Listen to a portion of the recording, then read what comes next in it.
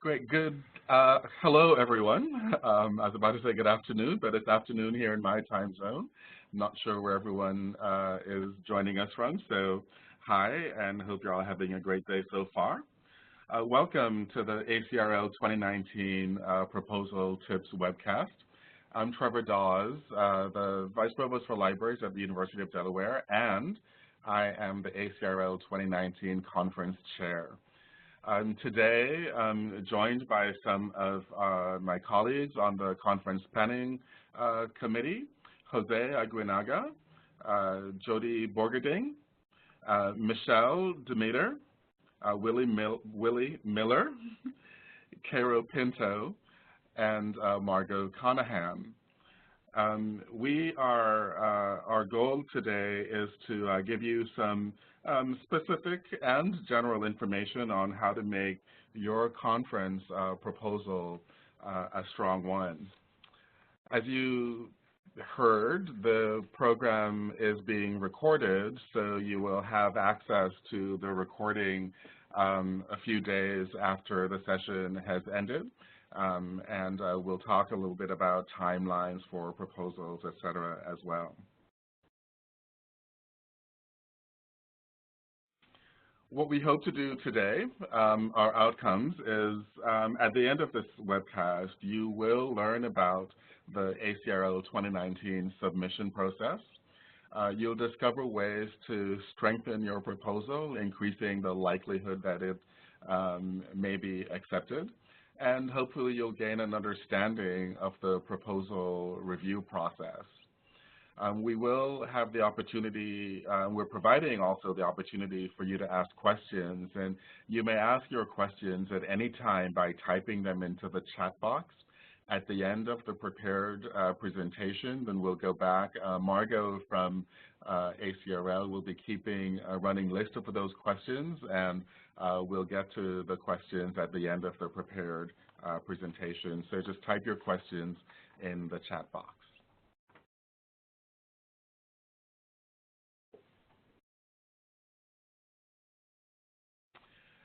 The theme for the conference is recasting the narrative, and if you don't already know, we'll be meeting in Cleveland, Ohio from April 10 to 13, 2019. This theme is really, I think, resonates with a lot of what we're doing in libraries as we're retelling our stories or telling our stories in different ways about the various ways in which libraries are contributing to the success of our community members, the success of our students, our faculty, staff, and the broader community. The theme is also significant as Cleveland itself has gone through a significant resurgence in recent years, and it too has been telling new and different stories about the city of Cleveland. And so we're all really excited to be going to Cleveland in 2019, and I hope that you are as excited as we are about getting to Cleveland. So let me just say a few words about some deadlines before we get into some of the more technical details about the proposal process. We want you to share your research or your creative endeavors with us and with your colleagues who will attend the conference. The deadlines, we have two deadlines for submission proposals. May 4th of this year, there'll be a deadline for contributed papers, panel sessions, workshops, and pre-conference proposals. My colleagues will talk a little bit about what those are and how you may prepare your proposals for those types of sessions. And then later, we'll have a second deadline in October for poster session, roundtables, Tech Connect presentations, and the virtual conference webcast proposals. These are, because of the format, we have a later deadline for these proposals, and you'll hear about how you might also repurpose some proposals to fit into this proposal style. I'm going to turn this over now to Jody, who will talk about the proposal process. All right, thank you, Trevor. Okay. So like Trevor said, I am going to discuss the tips on how to develop your proposal. There we go.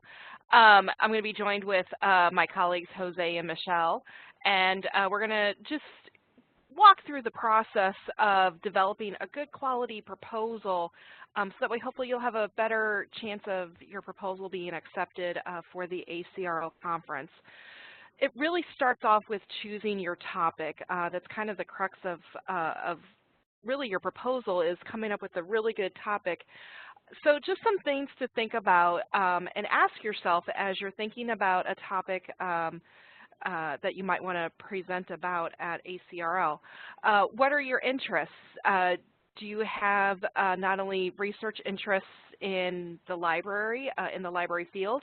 Do you have an interest in information literacy, in assessment, in marketing and communications, in metadata and digitization? So think about your interests, and also maybe you might have a personal interest that might bode well for choosing for a conference topic. Last year in Baltimore, there were sessions on surviving parenthood as an academic librarian. So it doesn't necessarily always have to be professional focused. It could even be personal in focus, in your focus.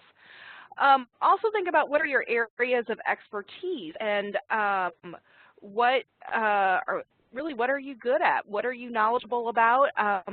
And what do you consider your areas of expertise? Is it, again, metadata and digitization, or film studies, or anything related to what you do every day and what you are an expert in? Also think about if you've worked on any innovative projects in your library or in your department, and really think about who might be interested in my topic and why. Because it might be interesting to you, you want to think about if others will see and will have an interest in it, because that's really what's going to bring people in and draw them into your session. And also, how will my program contribute to the profession? How will my presentation, my contributed paper, my poster add to the field of knowledge in the library world? So this is just an overview of the session formats. We're going to go into more detail with each individual one, but this can give you an idea as to what types of session formats are available for the ACRL conference.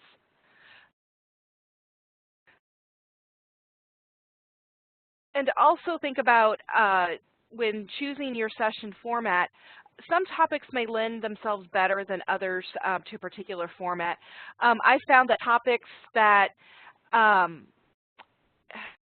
of are good for a facilitated discussion, like the one that I mentioned about surviving parenthood as an academic librarian, that would be really great with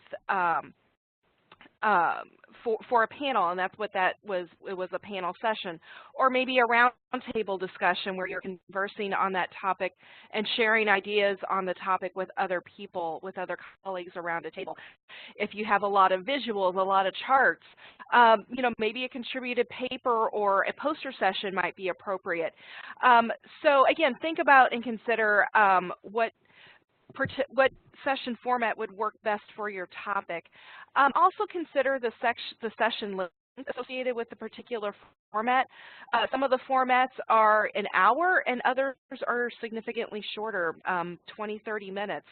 And so you want to make sure that your topic can be sufficiently and efficiently covered within that time frame.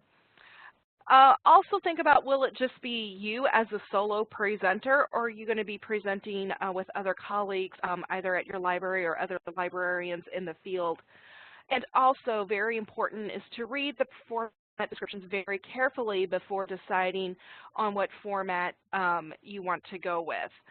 Sometimes there's details that are different with each format that if you just glanced over it without reading carefully the descriptions, you might have missed those. So I'm going to turn this over to Michelle now who's going to talk about learning outcomes.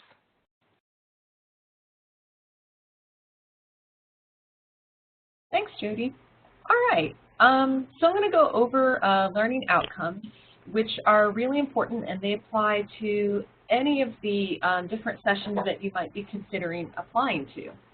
So as you're working on your proposals, what you want to be thinking about is what you want participants to be able to do, to know, and to take away at the end of the session.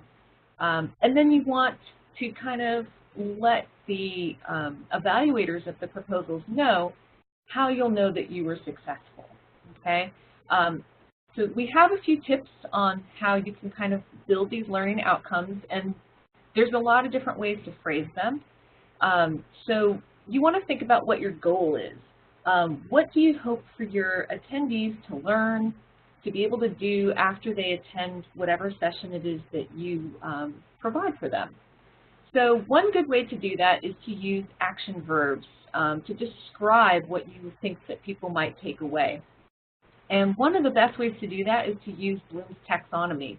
So if you Google that, you'll be able to find lots of lists of different action verbs and things like that to help make your learning outcomes have a really strong punch, okay?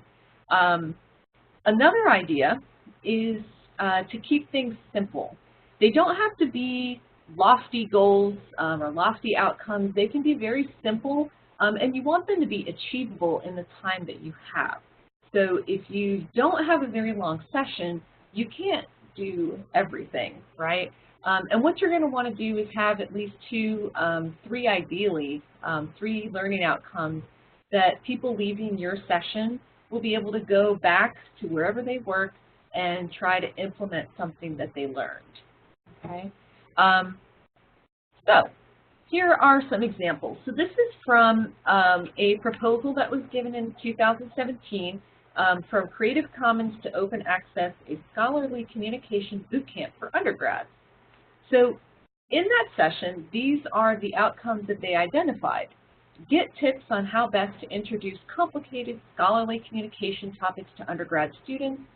Learn 5 easy ways or easy steps for starting an undergrad journal on your campus. And find out how the library and press can work together to better serve students.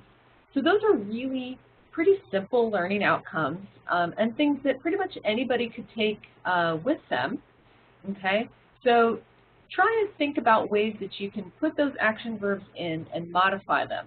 And these are just 3 examples of potential learning outcomes that you can use while you're working on your proposals. But these are really clear. It gives the evaluators a very clear sense of what you plan to talk about. It's manageable within the amount of time given, and they're really simple and easy that pretty much anybody could take these and apply them where they are, okay? And that's the really important thing with these proposals. If people can't take back anything from what you're sharing, it's probably not going to be super helpful, and it might not score very highly with the committees, okay? So conference tags are another way to kind of make things accessible to the attendees.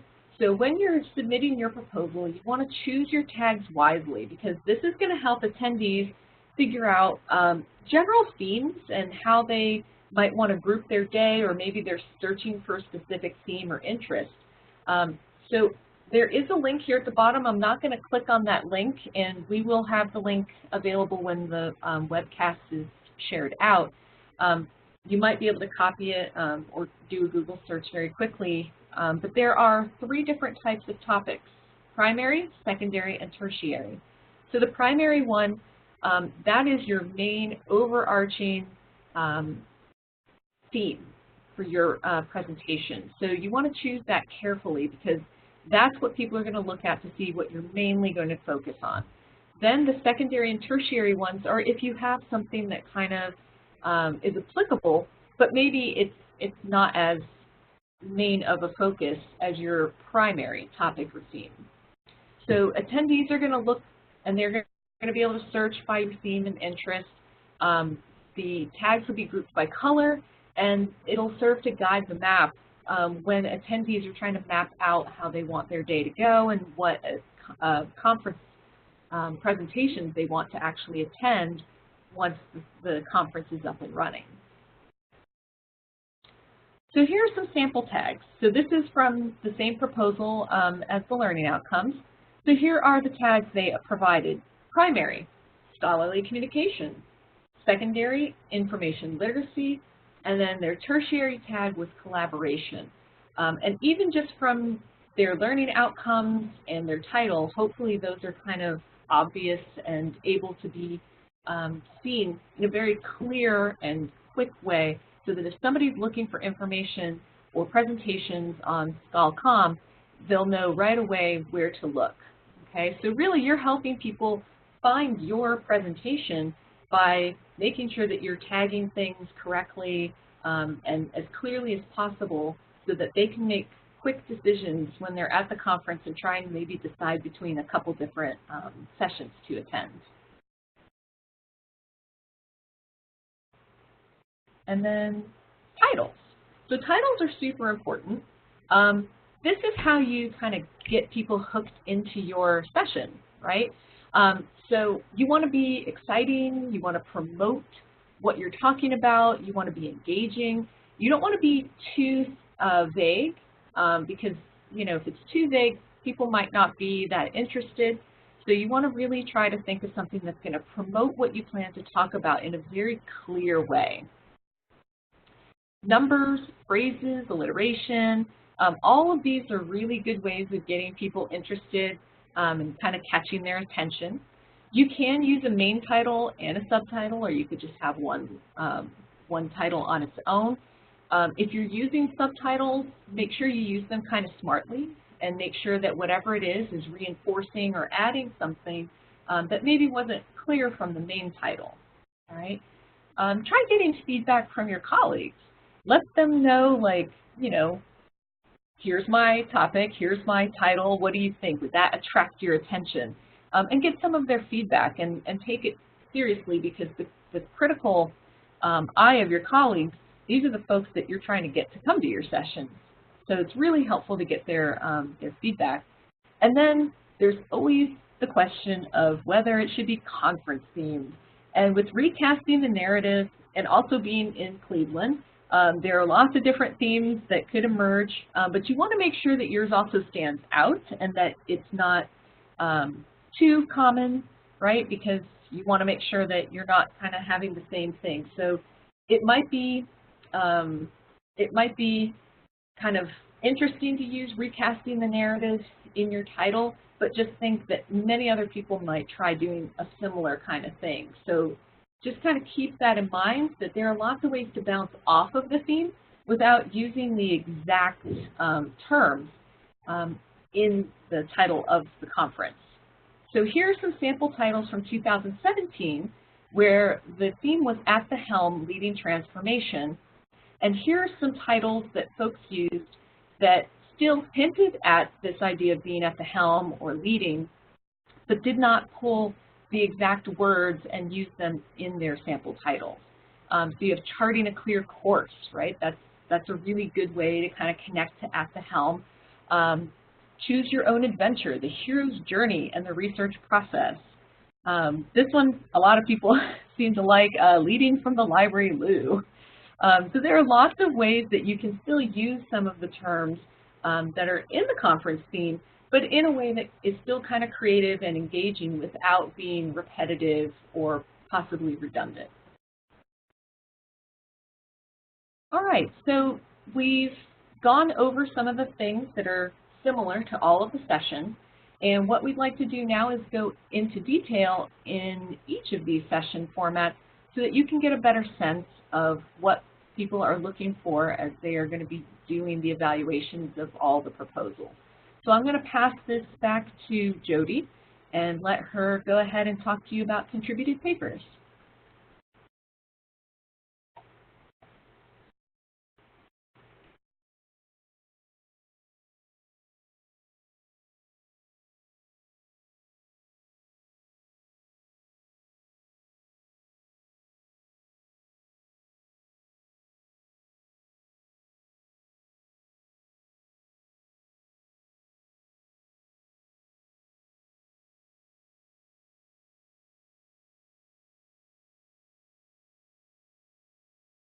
There we go. Sorry about that. It really helps if you unmute your microphone. So yes, contributed papers are one of the most traditional formats of the ACRL conference, and they're typically 30 minutes in length. But one thing you want to keep in mind is that you'll want to leave time for Q&A. So I've done a contributed paper, I guess it was a couple conferences ago, and my presentation itself was about 20 minutes, and then I allowed myself about 10 minutes to accept questions and answers at the end. So just keep that in mind as you are thinking again about your topic and how much the time limit and the time frame that you have. Now, with the contributed paper, in addition to presenting, you also write a paper that will be published online as part of the conference proceedings, and the conference proceedings are open access. So the paper is about 2,500 words. I mean, they're not going to count every single word. So if you've got 2,400, it's fine. But about 2,500 words is the average length of the paper. The contributed paper deadline for submitting your proposal is in May. And if your proposal is accepted, then you will have until February 8th to submit your paper. So you do not have to submit the final version of your paper with your proposal or as soon as your proposal is accepted. You've got several months to write your paper, and then once your paper is submitted, then you've got time to work on your presentation for the paper. And I'm going to toss the ball back to Michelle, who will talk about panel sessions and a couple of other formats.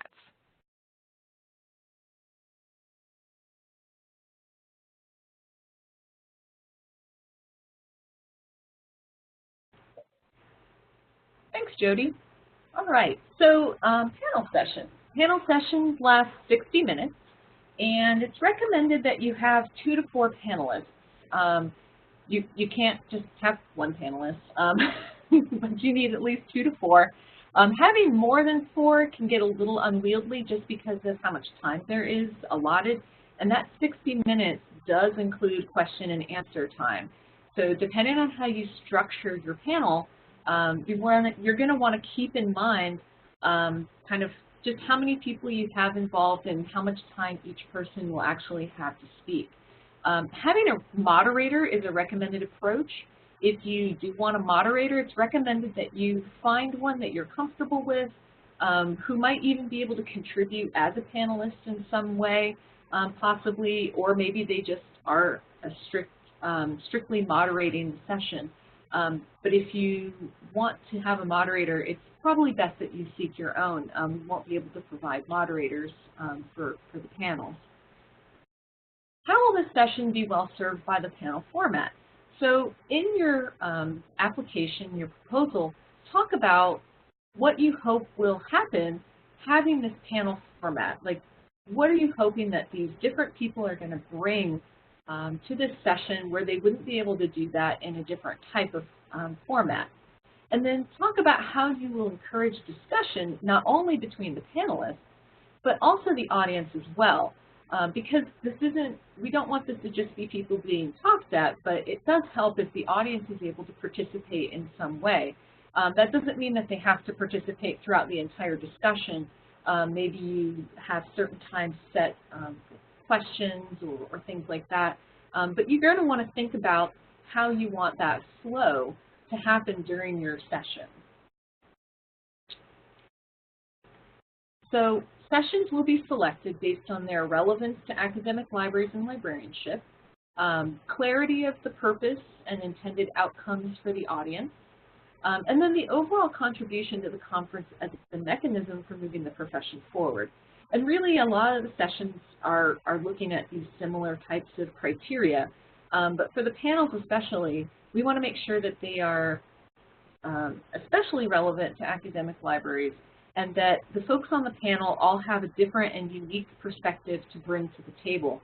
You may even want to consider bringing panelists speakers from different types of schools. Maybe you have large academic libraries and small academic libraries, or colleges, state colleges, community colleges. And think about bringing different perspectives, because ACRL does have a very wide ranging audience, and we do want to make sure that we have things that are applicable kind of across the board as much as possible. Okay? So make sure that you're clear if you know who your panelists are going to be, what they are specifically bringing to the session that they might not, that an attendee might not get somewhere else. Okay, so moving on to the poster sessions. The poster sessions are a little shorter. These are 45 minutes, and you're going to kind of, if you have a poster, you're going to kind of repeat yourself a lot during this time block.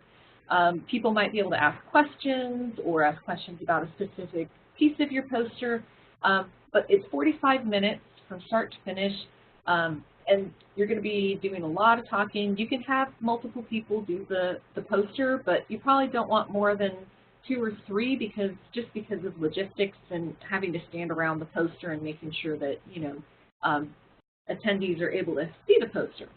Which brings us to our interesting part of the poster session, which is we are going digital for the first time. So there will be no paper proposals or no paper posters, okay?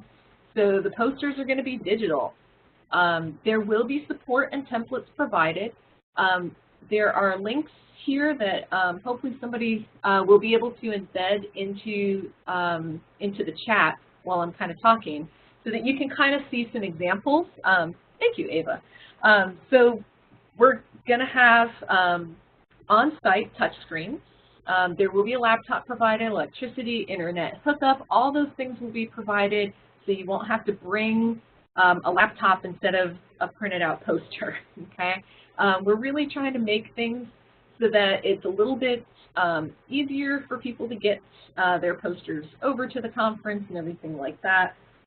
So I'm sure people will have a lot of questions as we go through, but just as a couple of things, we will have a future webcast on basically geared towards those who are accepted presenters, so that we can kind of talk about how to present a virtual poster, so we're not just kind of leave you to your own devices. So if you're interested, you know, definitely do a proposal, and then we will have a webcast that kind of gives some information and some support on that, okay?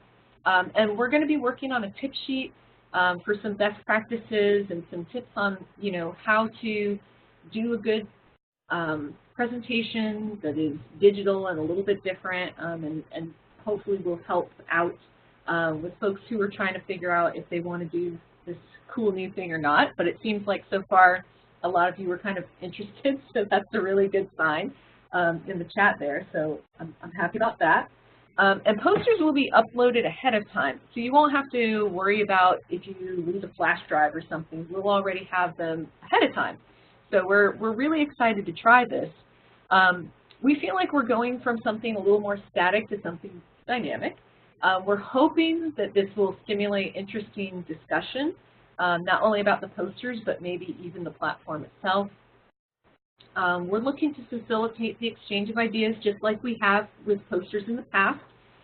We're really not, you know, trying to change how people will get information. We're just trying to change a little bit about the way that you get the information and the ideas.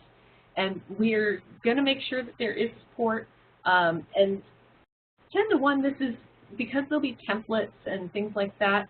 We're not seeing that this will be too much different from how you're doing your design for a poster, maybe, you know, because most of you are probably doing a digital poster and then printing it out. So hopefully this won't be too much of a leap.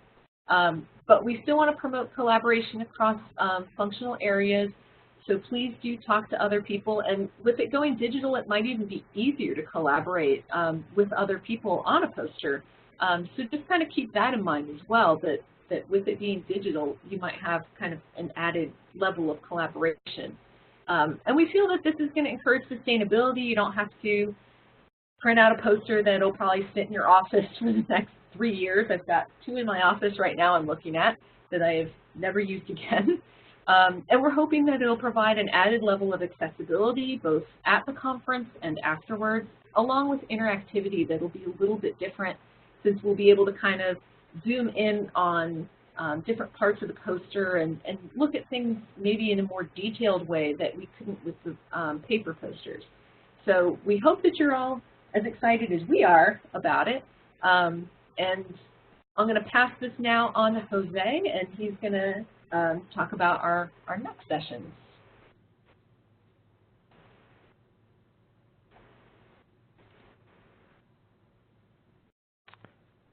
All right, folks. Thank you, Michelle. I'll be talking about pre-conferences.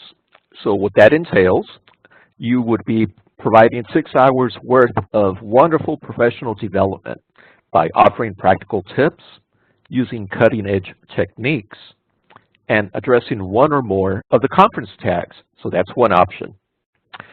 The other option that you could also consider would be roundtable discussions, and this lasts for only 60 minutes.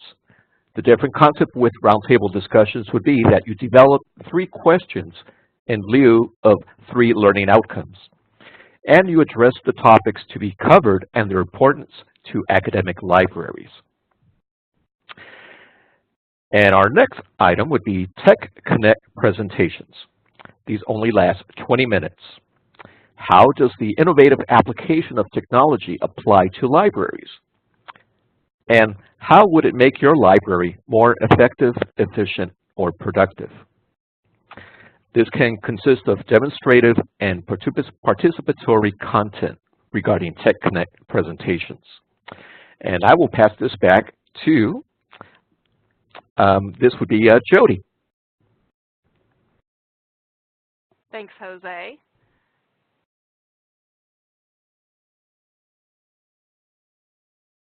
And there we go. So next we have virtual conference webcasts. And as part of the ACRL physical conference, there's also a virtual conference that coincides the physical conference.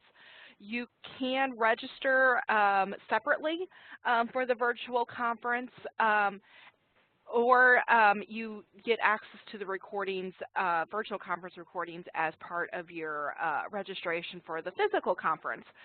But the virtual conferences webcasts are separate from the physical conference. So you may, the sessions are completely different. You're not going to see these same sessions at the physical conference. So I think it's what makes it unique. The webcasts are generally 60 minutes, and again, you want to make sure that you're going to include time for questions and answers. And the key of this is because it is in a virtual online environment, you're not going to see your audience. I mean, it's just like what we're doing right now. I cannot see my panelists and I cannot see my attendees. So it's really important to use the webcast environment to really engage your audience and incorporate active learning and try and make it as interactive as possible. And there's many different ways that you can go about doing that. It could be with polls, it could be with discussions in the chat, and that's what really is the key, is how you would make successfully turn a physical presentation and adapt it into the online virtual environment. So the proposals for the webcast, because again, they are unique, they are different from the presentations and formats for the physical conference, the proposals will be evaluated on the timeliness of the topic. How current is the topic? You know, if you're going to be presenting something about Web 2.0, may not be as timely as something more current and kind of a hot topic. The ability to provoke new ways of thinking or demonstrate innovative approaches, and I think this is where the virtual environment can really shine and give you that opportunity to demonstrate innovative approaches to technology or information literacy using the framework, assessment, whatever your topic is. And you also want to make sure that your proposal, that your virtual conference presentation is going to engage the audience, because again, you lose that that physical interactivity with the online environment. So you're going to have to think of ways to engage your audience and make it interactive and keep their attention, and make sure that they are staying focused and engaged. You will still have to have well-defined, actionable learning objectives, as well as it will be evaluated on the appropriateness of the selected tags that Michelle talked about earlier. And then finally, the last format that we have is our workshops. Now, our workshops are usually 2 to 3 hours, so they're longer than many of the other formats that we've seen, but not as long as those 6-hour pre-conferences.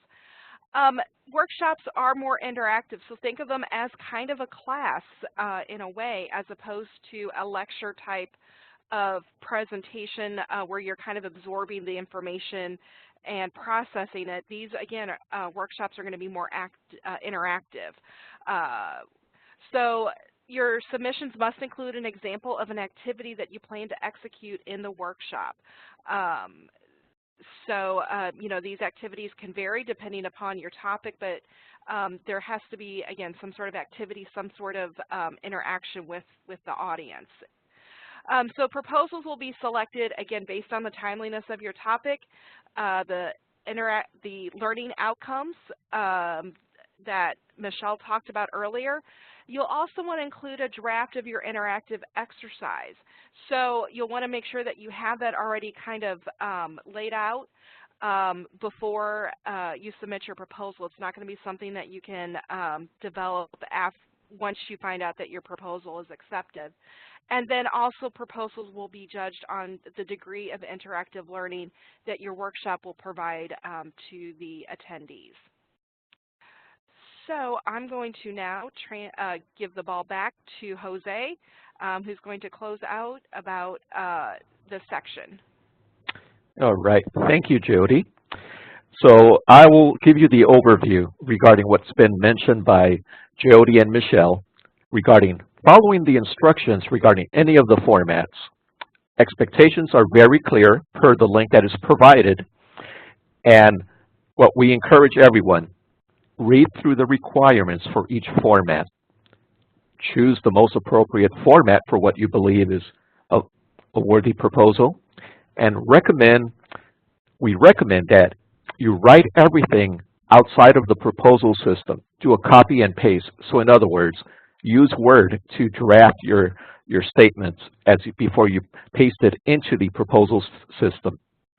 And last but not least, stay anonymous. So what do we mean by that? When you're writing your proposal, do not use any wording that identifies who you are, which institution you're coming from. Now, you can probably be very vague as to, say, for example, I'm in California. I would say that I'm in Southern California to an extent, but that would be it. So with the next item would be, I believe somebody in the chat box was asking about panel presentations. You have to have all your panelists already on board. Well, the AOA Connect community will offer you that opportunity to be in touch with other possible panelists that might have like-minded ideas about the collaboration or the presentation that you're going to go through. And with the provided link through AOA Connect, there is a community already set up so you can collaborate and discuss with future partners for a presentation, a proposal to be submitted to the ACRL 2019 conference. So with that in mind, I'm going to turn this over to Willie, and he will continue.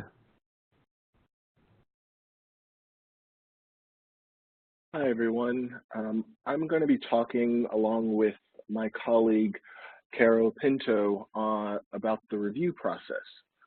We're going to give you some tips about the review process and describe how it all works. So each session format has a team of reviewers. Usually those reviewers come from the conference committee or from the subcommittee for the session. And each proposal is reviewed and rated by multiple reviewers using a format developed by the reviewers for each session. For many proposals, that means that a proposal is reviewed 3 times by individuals before a decision is made on it. You can use the How to Submit page on the conference website to look at the selection criteria, which the session format rubrics will be listed. You can see how the proposals will be evaluated there. A very important thing for all the review committees to remind you is that the process is a blind peer review process. Any proposals with identifying information will be automatically eliminated. For the 2017 conference, I served as co-chair of the Poster Sessions Committee, and we had to reject many proposals just on the fact that they had identifying information. Jose mentioned some of the information before he passed over the slides to me, but I have here a few tips of kinds of identifying information that will get a proposal rejected. So presenters' names, institutions' names, those are things that people are frequently good at not including. But something new that has started to happen is URLs or links with identifying information. So if I were to submit a link as a part of my proposal that was my institution, iupui.edu/Willie Miller/Willie's Awesome Project, that link has a ton of identifying information that would qualify my proposal for rejection. So in addition to the URLs, also don't link to pages with identifying information. A page that might live on your university or library server and therefore has the formatting of your university or your library around it. This is information that identifies very quickly information about where the proposal is coming from and falls outside of the peer review process.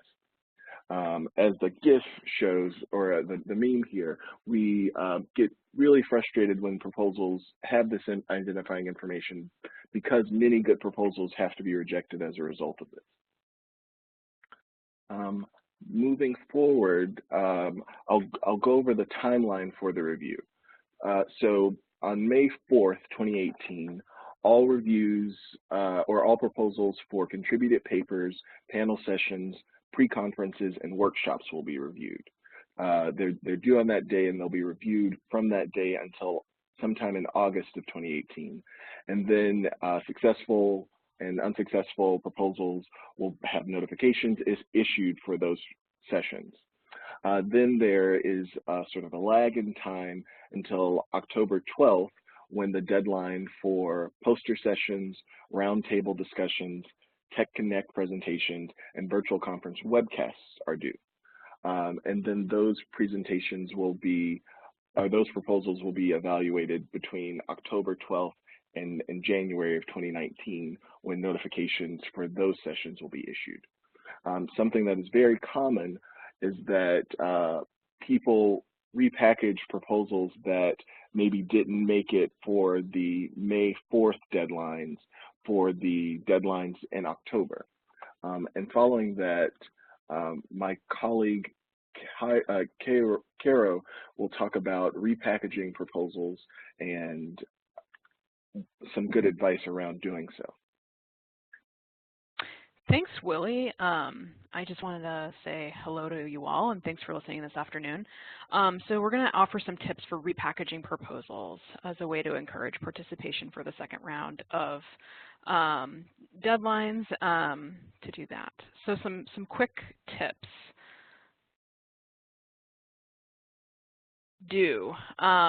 Demonstrate how the content delivery will fit with the session type.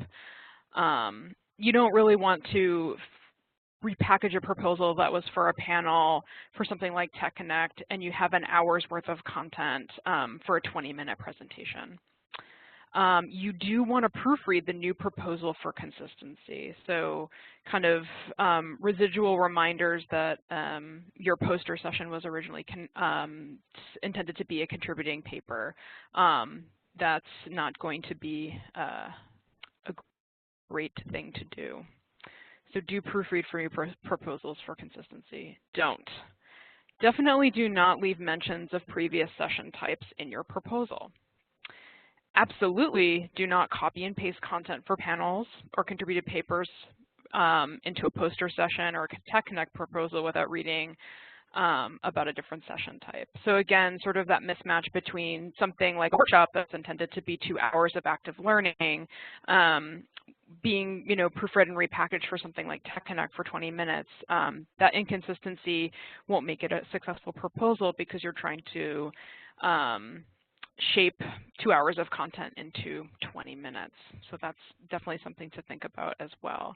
And again, my colleagues earlier were saying getting peer feedback about proposals is a wonderful way to get some editing and some feedback. And if you're repackaging a proposal, I do highly recommend getting some other eyes on it to see that what you're trying to do for the next round, be it a roundtable discussion or Tech Connect or a poster, that the content that you've developed and you're proposing for one of those tracks works with the session formats and the guidelines that we set forth.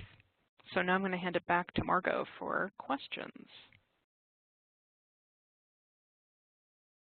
Great, thanks, Caro and everyone else. We've had a few questions come in throughout the session today, and please feel free to add additional ones to the chat. So I've sort of been compiling a list throughout the session, and we'll read them out, and we'll sort of maybe direct them or ask the most appropriate person on the panel with us today to step in, and I'm happy to answer some as well. So kind of the first question that came up was towards the beginning when Michelle was talking about learning outcomes. And there was a question asking about learning outcome language, that it needed to begin with a consistent statement, for example, participants will, et cetera. So having kind of that participants will learn or whatever.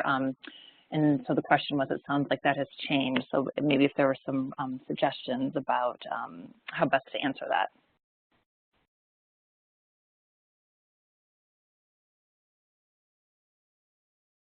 I don't know, Michelle, if you want to take a stab at that.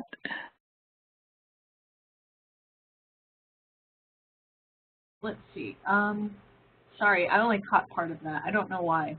Could you repeat that? Sorry. Sure. So it was back when you were kind of sharing some examples of learning outcomes, and they kind of maybe were starting more with action verbs, and there was a question saying that this person had heard that learning outcome language needed to begin with a consistent statement. So for example, participants will learn, et cetera, et cetera. Gotcha. Has that changed? Is there maybe a best practice there?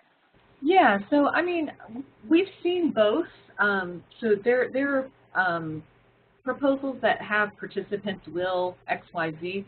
I don't think it makes a difference, honestly, so long as there is a very clear objective. So it's very clear as to what you want the people in the audience to learn.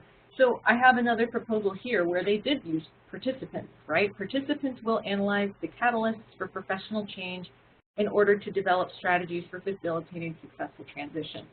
So you could say participants will analyze, or you could just say analyze the catalysts for professional change, right? It's really kind of up to you as an individual, and you could have some that start with participants will, or you could have others. I think it's implied with the learning outcomes that we know that this is what you want the participants to do. So it's kind of up to you and just what you feel more comfortable with. Great, thanks, Michelle. And I'm happy to take this next question that came in, and Jose alluded to it earlier during his remarks, but someone asked, when proposing a panel, do you need to have all of your presenters already on board? Is it possible to propose an idea and recruit panelists later? So as Jose shared, we do have that Connect community where you can try to find people to collaborate with. I will say from kind of our experience that typically most people do have the majority of their panelists lined up. We can always add a speaker later down the road, so that's something we can do. But I would say for the most part, people typically have their panelists identified. I will say every year what happens, so please make sure that you take this extra step, is I'll send out notifications, and sometimes people will be surprised to learn that they have been added to a panel. So also a reminder to make sure that you have buy-in and that everyone is on board that you may be submitting, because we will send out notifications and letters of agreement to every individual who is on a panel or a paper. So just to make sure that they are aware that they're participating. That always happens every time, which sort of surprises me. So another question, we have a couple of questions regarding posters. So Michelle and Jose, if you guys maybe want to chime in, and I'm happy to as well. So regarding kind of the new virtual format for the posters, if there's maybe a little more we can say about accessibility. There's a concern about maybe people who have vision issues.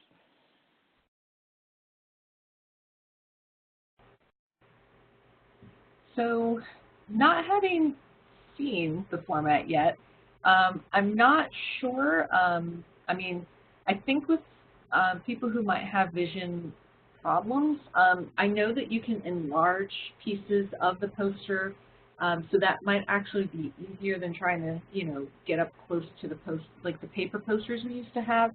And I know that they will be published after the conference as well, so there'll be some engagement there and able to do that. On the website for iPosters, I'm trying to take a look at, they don't specifically address those issues, but they do talk about how the display is high resolution, that there is ability for voiceover narration. So I think once we get into them, we'll be able to determine if they're, like what accessibility features there are. It's going to be a little bit of a learning curve, I think. Margot, I don't know if you know any more about it than we might. Yeah, I think, Michelle, you kind of addressed the points that I know of in terms of the ability to record audio. I think there's ability to do alt tags. I can do a little more investigating on that. As Michelle mentioned, it's all a little bit of a learning curve for us. But I think the hope is that they'll be more accessible than just what the static posters we've had in the past, where we can use tagging, we can use audio files, so hopeful for that. But I'll see if I can find out a little more. I see there's a question here about recommendations for font sizes. So we can find out a little more, and maybe that can be part of the more in-depth webcast that we'll have around virtual posters specifically.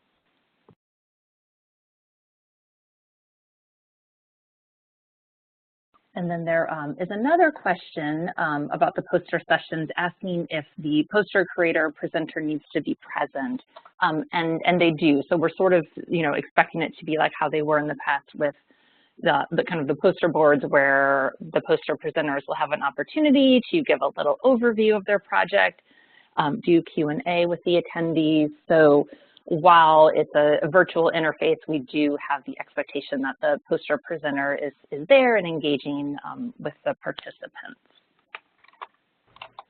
And just to build on that real quick, if you want someone else to design the poster, that's fine, but there just has to be somebody at the conference that actually does do the presentation on site.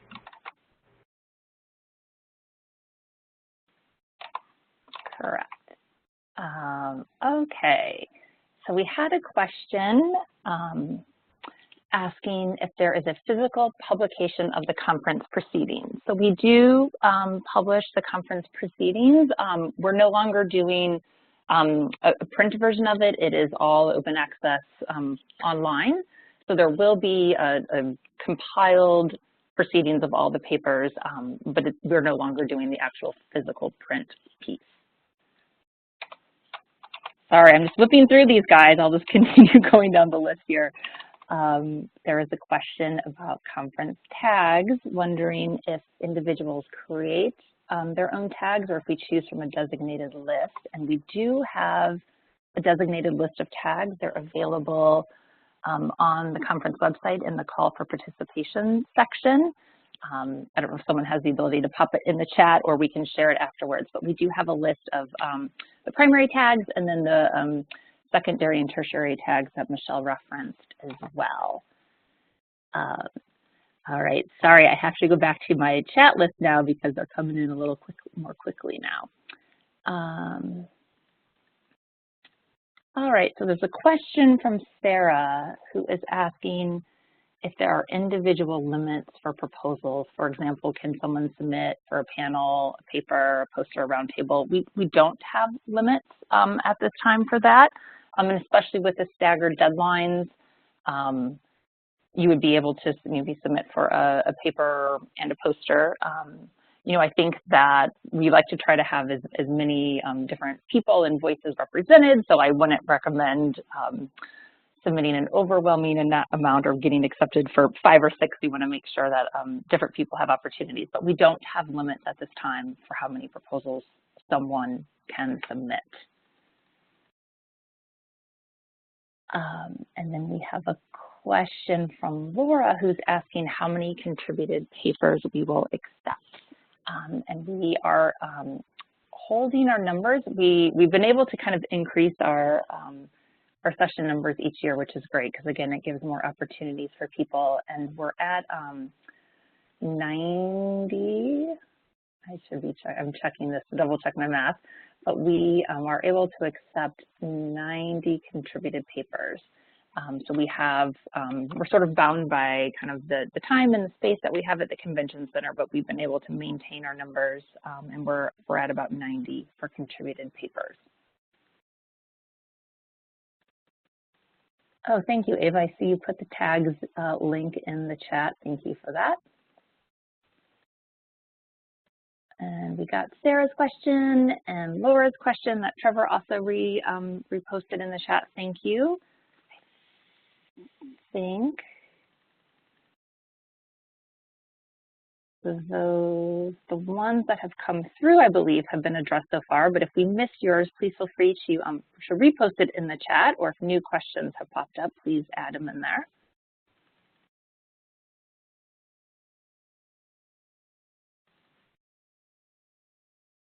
Oh, and how many posters will you accept? Got that.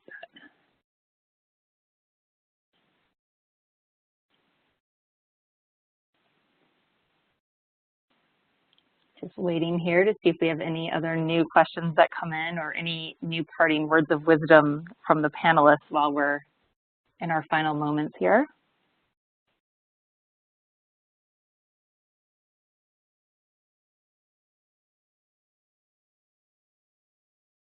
This is Trevor. I just want to add something to your response to Sarah's question about, how many proposals can you submit. I mean, this is a part of it is a blind review process. So the reviewers will have no way of knowing how many proposals you submitted. So in essence, even if we said there was a limit, we really wouldn't be able to, during the proposal review process, know that you submitted more than one proposal.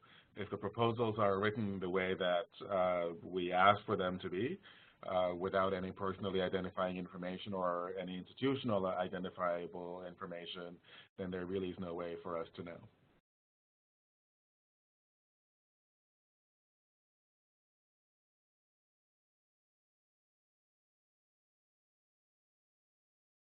Great, thanks for that additional context, Trevor.